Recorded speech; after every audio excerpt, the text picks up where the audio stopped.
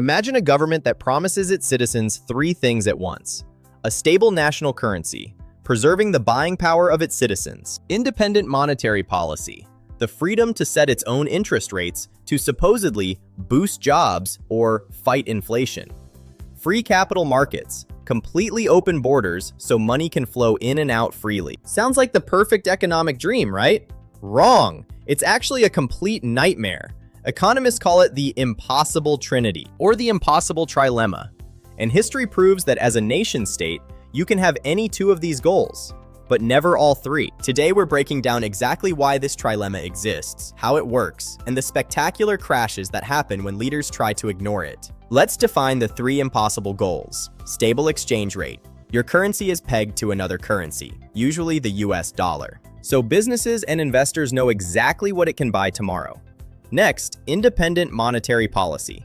Your central bank can freely raise or lower interest rates and print money to fight recession or inflation. Finally, free capital flows. No capital controls. Money can zip across borders instantly for investment, loans, or speculation. The impossible Trinity says, pick any two. Try for all three, and markets will force you to give one up.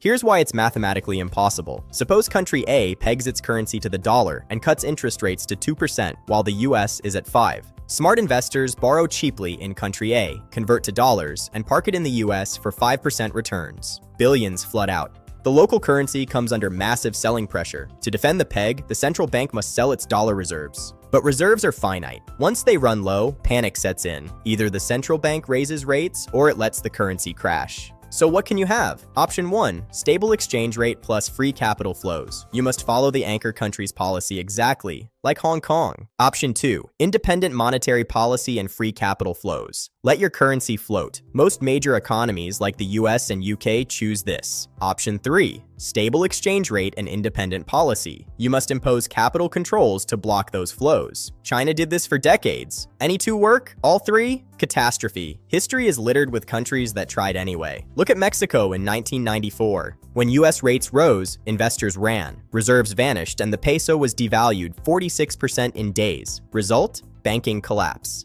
The Asian financial crisis of 1997. Thailand, South Korea, Indonesia all had dollar pegs and tried to keep domestic rates high. Hot money fled. Thailand's baht collapsed over 50%. Contagion wiped out currencies across the region. Millions lost jobs. IMF austerity followed.